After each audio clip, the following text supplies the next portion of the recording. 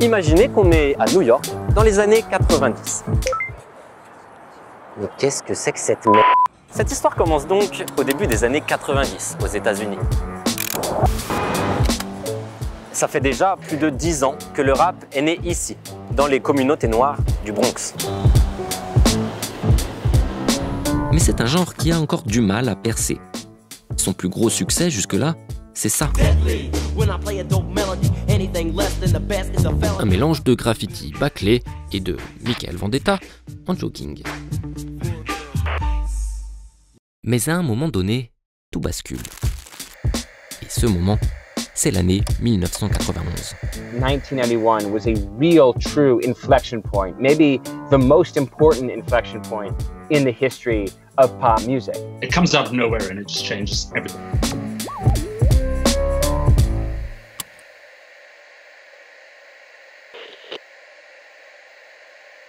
L'année 1991 donc, et plus précisément le mois de mai 1991. Aux États-Unis, l'époque n'est pas si différente d'aujourd'hui. Un riche héritier est président, on vient de faire la guerre pour du pétrole et KFC réalise des miracles gastronomiques. That kind of looks like crap. La seule petite différence, c'est que quand on allume la radio, on entend surtout ce genre de choses.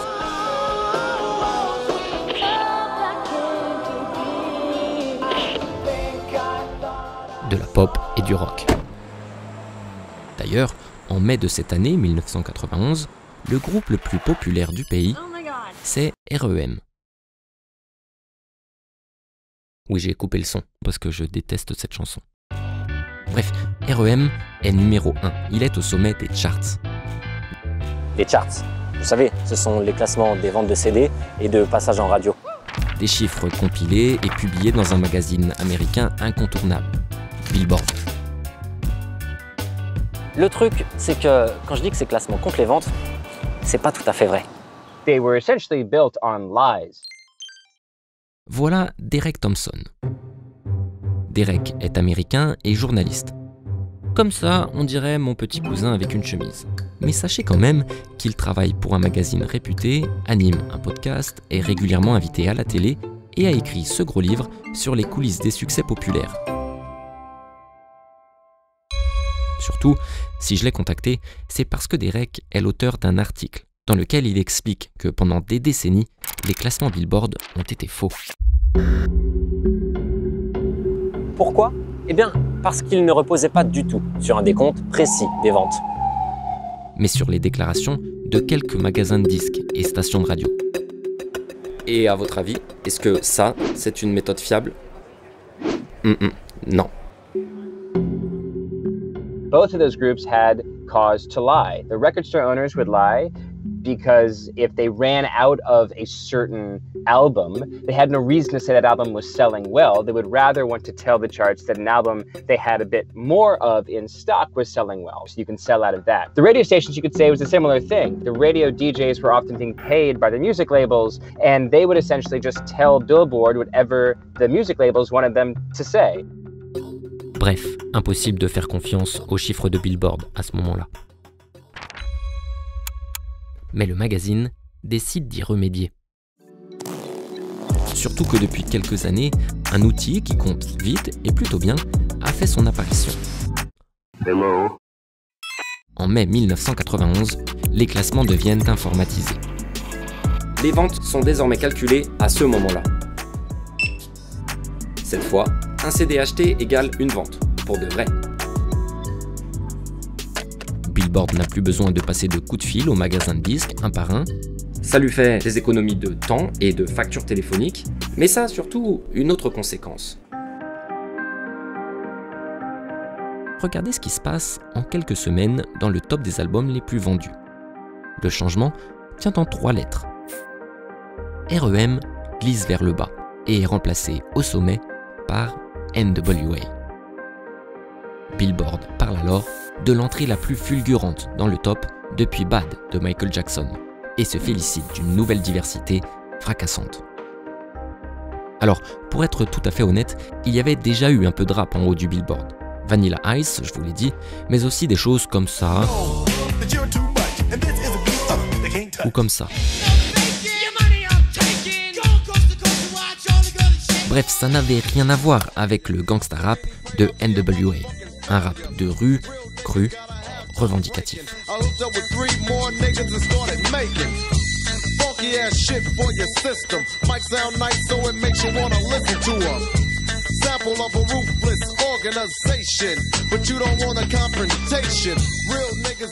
La bande de Dr. Dre devient le premier groupe de rappeurs noirs à monter sur la première marche. Alors, je vous connais, vous allez me dire... Ouais, enfin ça peut aussi juste être une coïncidence. Ok, regardez ce qui se passe après. Il existe un autre classement Billboard, le Hot 100, qui classe non plus les albums, mais les singles. Pour ce dernier, le passage au calcul informatisé s'est fait un peu plus tard, en novembre 1991. Et là, le titre qui grimpe immédiatement à la première place, c'est Set Adrift on Memory Bliss. Un peu moins street que NWA, certes, mais PM Dawn, qui l'interprète, devient ainsi le premier groupe hip-hop noir à atteindre cette place. Pour Derek, c'est le signe que le rap a été longtemps minoré au profit d'autres genres musicaux comme le rock. Especially because rock and roll tended to be the kind of music that was preferred by white men who tended to control the labels.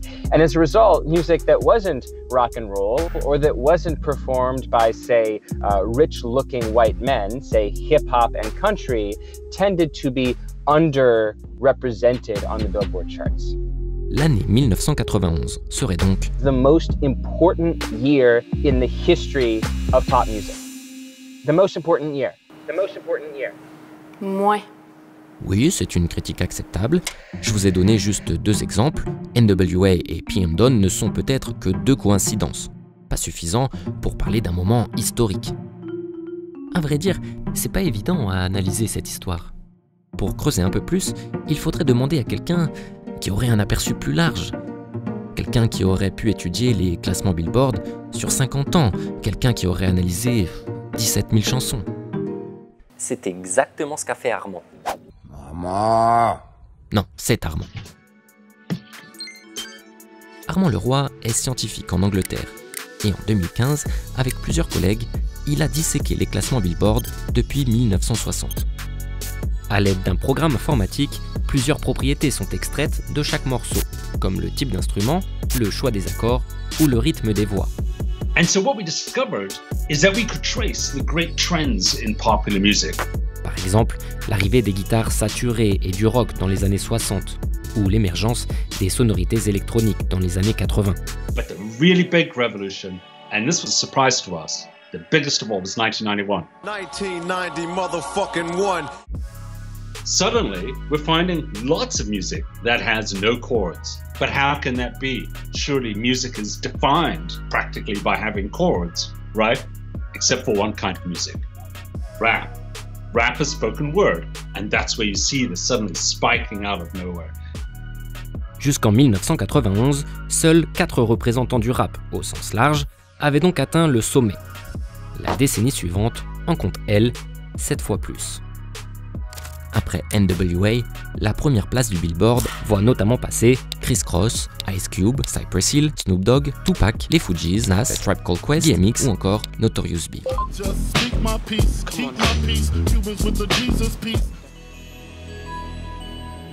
Le succès du rap est massif. Alors, est-ce que tout ça est simplement lié à un changement de méthode chez Billboard? Non, bien évidemment. It cannot be the only explanation. Le changement chez Billboard a sans doute fait sauter un verrou. J'ai voulu mettre ça en lumière dans cette vidéo, mais il y a d'autres facteurs. Par exemple, l'arrivée 3 ans plus tôt de la première émission rap à la télé. Et puis on sait, grâce à des études, qu'on a tendance à davantage apprécier les titres présentés comme ayant du succès. Donc les premières réussites ont ensuite un effet boule de neige. Surtout, il faut rappeler le rôle de pionnier qu'ont eu des groupes comme Run DMC ou Public Enemy.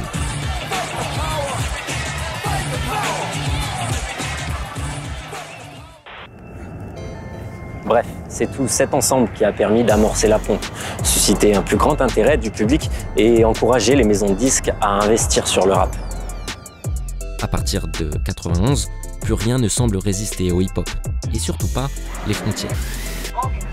Il atteint notamment un pays en particulier d'une manière éclatante, la France. Mais ça, c'est ce qu'on verra dans le prochain épisode.